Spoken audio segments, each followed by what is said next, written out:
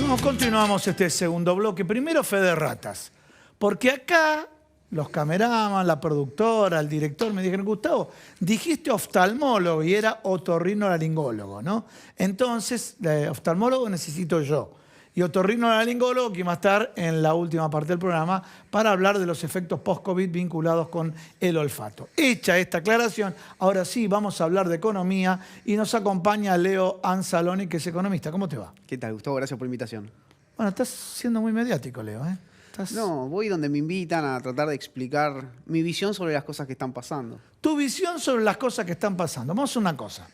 Porque si no, la gente también, los medios que dicen que son independientes, no son independientes. Todos podemos simpatizar o con uno Del o con club otro. independiente debe ser. Sí, por eso. Vamos a simpatizar con uno o con otro. Empecemos por lo positivo para que la gente no cargue tanta negatividad y después vamos por lo negativo. Lo positivo, ¿hay recuperación del empleo y del salario? Sí, a ver, hace poquitos días el Ministerio de Trabajo publicó sus estadísticas laborales y de ahí se desprenden 3 datos que yo creo que son muy interesantes. A ver.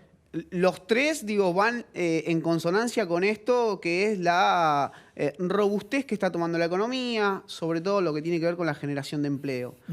Respecto a agosto, viste que las estadísticas siempre se miran unos meses para atrás. Respecto a agosto del 2021, el empleo registrado... Estamos haciendo septiembre-agosto. No, vamos a hacer agosto... ¿Agosto-agosto? Claro, vamos a hacer agosto-agosto. Bien, agosto-agosto. Pero primero vamos a hacer agosto-julio. Bueno, hagamos agosto-julio. Agosto-julio el empleo creció 0,5%. Bien. Que es muchísimo, 0,5%. Es tan bueno ese dato que para tener un dato... No tomes a mal, me parece que estás sobredimensionando, ¿no? No, bueno, si vos lo multiplicás, si todos los meses creciera el empleo ese porcentaje, tendrías casi la tasa natural de desempleo. Bueno, Digo, perfecto, te lo compro, pero viene de un desempleo que tuvo una caída abrupta efecto pandemia. Eso es cierto, eso es cierto. Pero digo, vos para tener un número, un agosto positivo, el primer agosto positivo lo vas a encontrar en 2015. Bien. Todos los agostos a partir de 2015 daban negativa esa variación. Y para tener con respecto al mes anterior. Exactamente. Y para tener una magnitud tan grande del 0,5 te tenés que ir al 2011. Bien. El segundo dato que creo que para mí es el más importante y que tiene que ver con tu pregunta es donde encontramos qué pasó con los salarios. Bien. Vamos a julio, ¿sí? Los salarios en julio, estamos hablando de empleos registrados, ¿sí? Sí, sí. Le ganaron a la inflación 2,5.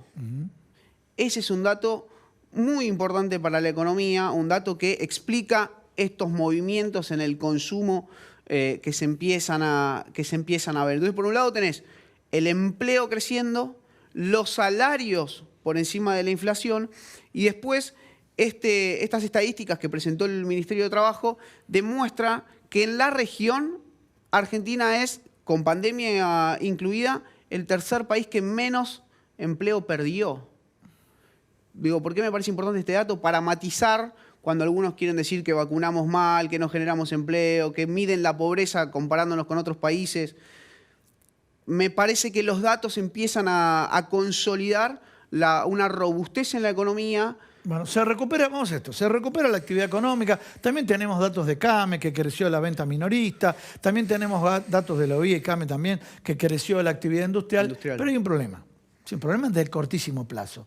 No llega al bolsillo de la gente. Y cuando no llega al bolsillo de la gente, se plantea. Definitivamente. O sea, el gobierno está buscando, más allá de que trataron de menoscabar, bueno, ahora que le quieren poner platita a la gente, como en definitiva están ayudando a los que están desesperados, a los que están preocupados, a los que están en una situación de... A los que no tienen nada. A los que no tienen nada, sí, claro. Una situación de desigualdad total. A través, ya sabemos, aumento de la jubilación, recuperación de la UH, el potencial trabajo, en algunos casos el tema del reconocimiento de aportes a las trabajadoras de tareas de cuidado, mínimo. El salario mínimo, impuesto a las ganancias. Pero ¿qué pasa? Todo esto sería buenísimo, ahí te pregunto, sería buenísimo si hay inflación cero. O bueno, de 0 al 0, ya que dijiste el 0,5, al 0,5% mensual. Sería buenísimo. Ahora, cuando sería bueno para una inflación del 1,5, a lo sumo 2%. Y ya empieza en otra línea, y que depende de cada uno, si es regular o malo, muy malo, cuando la inflación ya supera, se festejó la desaceleración con el 2,5 de inflación. Ya las encuestadoras privadas están dando el cierre de este mes por encima de este 2,5. ¿Qué es lo que pasa ahí? Sí. ¿Por qué el gobierno no puede? Y te sumo esto y te dejo a vos hablar. De pronto, a mí me pareció muy inocente. Paula Español se reunió con los titulares de los principales supermercados. ¿Qué le iba a decir? Porfi, no me aumenten. ¿Y eso qué significa? ¿Y qué hay relacionado con la cadena de valor y demás? Está buenísima la síntesis que hiciste, Gustavo. A ver, la potencialidad de las políticas de ingresos disminuye si vos tenés inflación.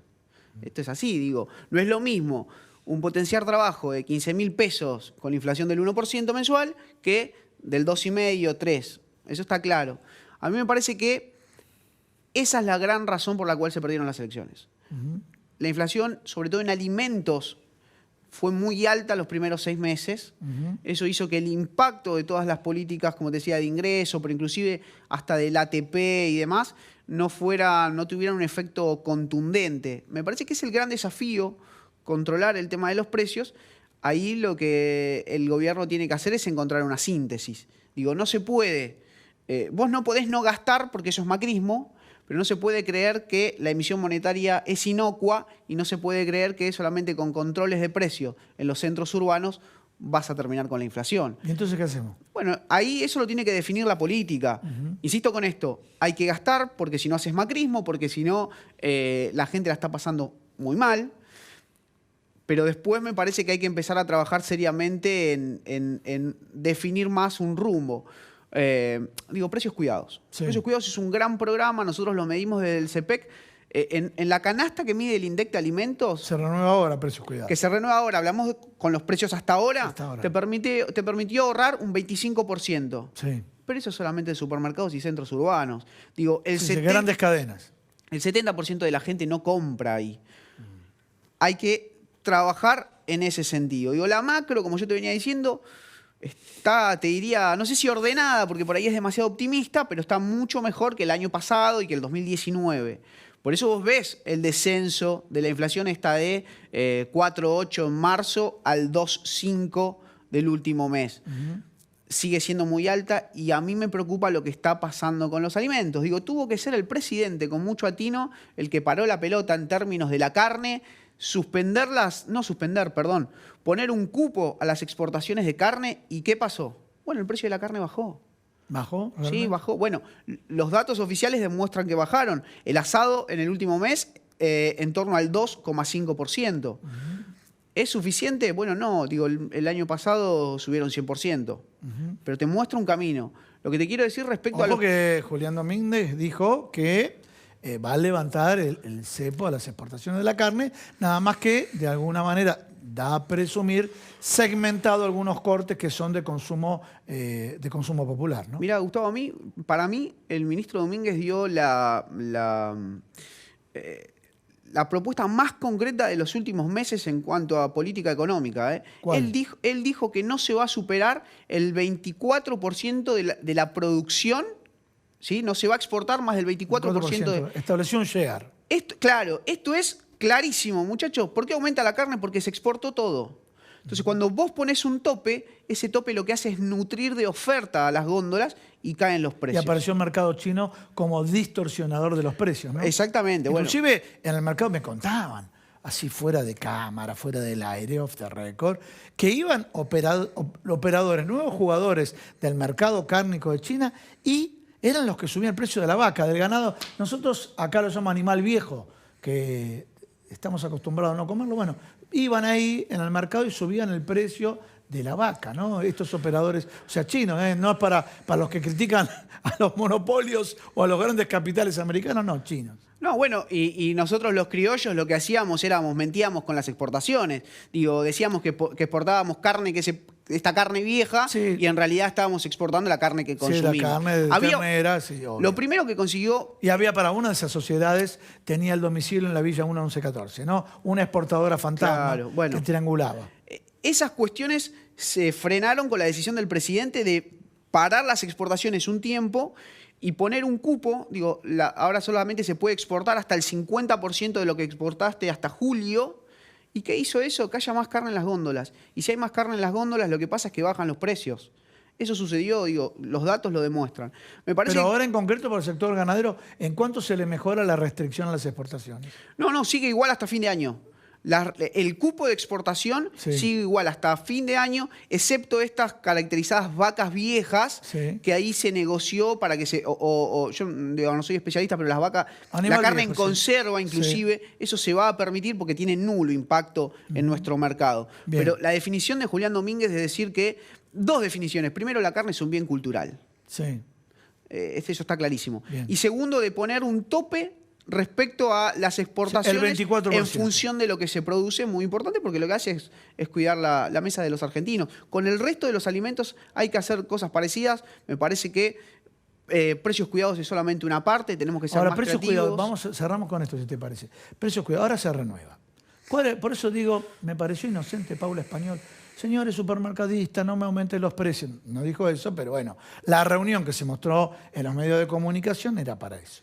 ¿Qué hacen los supermercadistas? Bueno, renuevan la lista de precios cuidados, sacan los productos que tenían, si los sacan, le suben al precio, e incorporan otros productos que ya le habían incorporado un aumento de precios.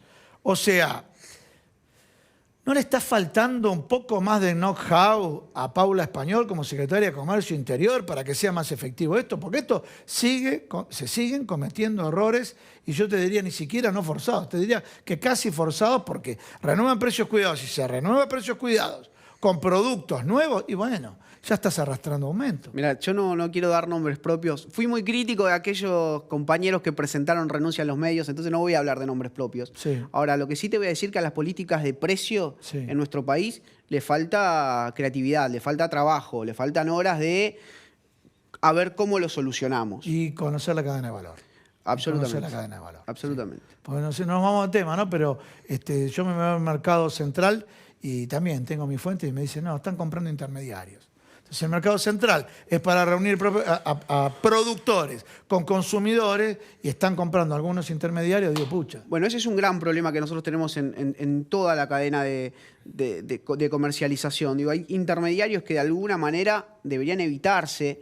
Para eso tiene que estar, entre otros organismos, la Secretaría de Comercio Interior, para ver cuáles sobran, porque evidentemente le agregan valor.